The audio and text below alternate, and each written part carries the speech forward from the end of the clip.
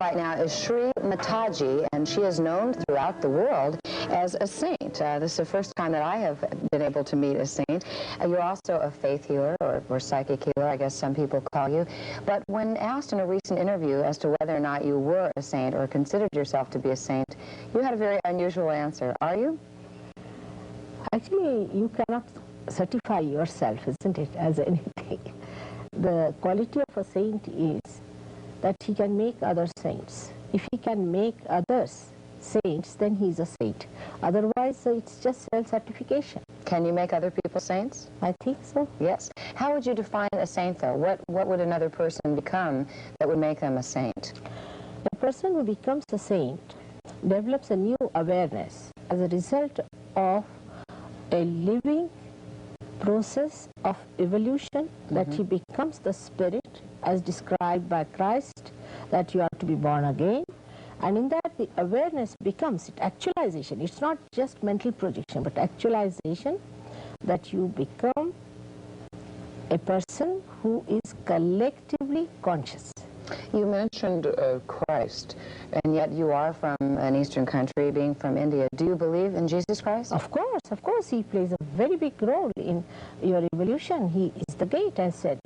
So then, by your definition, a saint could be a person who might be a born-again Christian, who might have taken the collective consciousness of Jesus into their lives? You see, those who accept him mentally are not born again, though it is a happening that has to take place. Baptism is a happening. And that happening takes place when there's a vital force within our sacrum bone which rises. You can actually feel the rising of that force. It comes up onto the fontanelle bone area where we baptize, and you feel the cool breeze of the Holy Ghost. Yes, they say that there's a cool breeze of the Holy people Ghost, feel. yes. And another one of the interviews that I read about, you said that the interviewer who interviewed you, that you put your hand above the interviewer, and he was able to also feel the cool breeze. Yes, and also... Can you give me the cool breeze? I've been waiting all my life for Yes, I think you can. Yes, really? You can. You were a little upset in the beginning when I was saw upset you. this morning. And it's all right. Yes. I think, but now you have cooled down, and it will work out in no time. So will I get the cool breeze, or do you have to actually touch You might, me while talking to me, might get it, but actually you feel it on your fingertips, as Muhammad Sahib has said, that at the time of resurrection, your hands will speak. And for the first time, you feel that all-pervading subtle power, that you become something more than what you are. That's the saint. You have healed many people. How many would you estimate that you've healed in your lifetime? I don't know how many. I've never kept Hundreds? At least. At least hundreds. At least hundreds. But actually, the people who become saints can also, so if you see Sahajyoga, it can be in thousands. Because so many people who became prophets, they have done it. They're also healing other people. They are healing much more than myself nowadays. What type of diseases or things have you been able to heal? Most of the incurable diseases get healed, but it's not a faith healing. In the sense, you don't have to have faith, or you don't have to believe into anything. There's no blindness about it. There's no blindness. Actually, it's a happening, as I told you, like a sprouting of the seed. As the seed sprouts, in the same way, your awakening takes place, and by that, you get your parasympathetic nervous system nourished. It's a question of nourishment.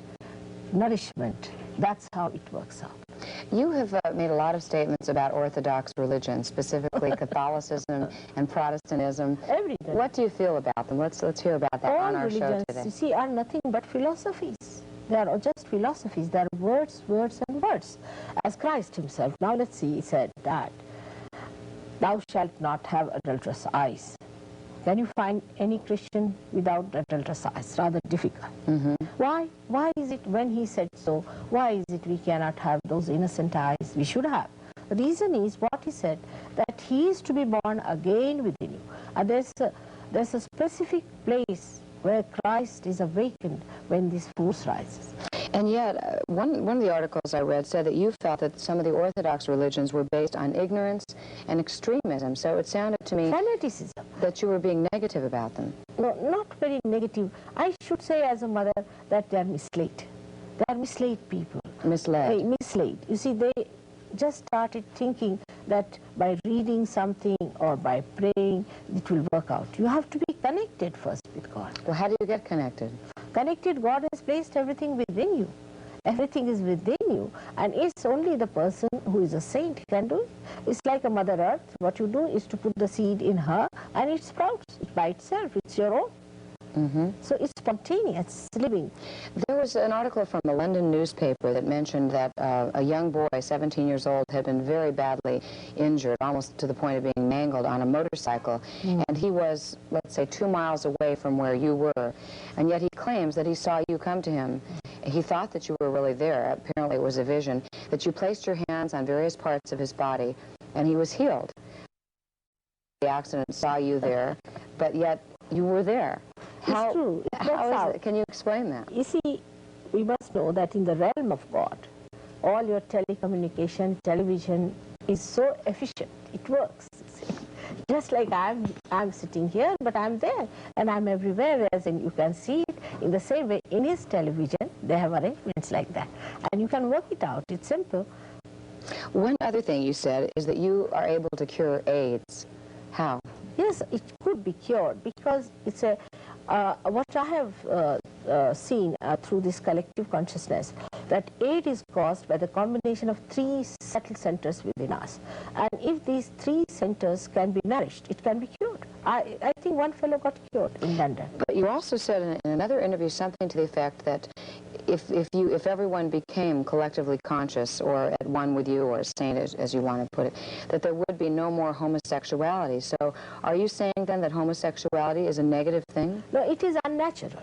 Unnatural? It is not natural. The thing is, when they get homosexual, it is because of the forced conditions. For example, you see, if they see the women are too dominating, it's difficult to carry on with them. They are not any more women, they are more men, you see, so they prefer men who are womanish sort of thing. It's a mixture. The society is quite mixed up. Or also can be possible sometimes a man can be possessed by a woman, and he might behave like that. It's a complicated personality. Jerry Falwell was on our show last week, I believe, or week before. He said that the natural state that would cure a lot of things is monogamy. One man for one woman. Do you agree? Of course, I mean, that's natural to be like that. No problems. He said that our society has become too promiscuous, and that's why that we have all these new diseases. You see, the thing is, we are on an ego-oriented society, and where we think, what's wrong? We don't see the whole. We just see part of it, you see.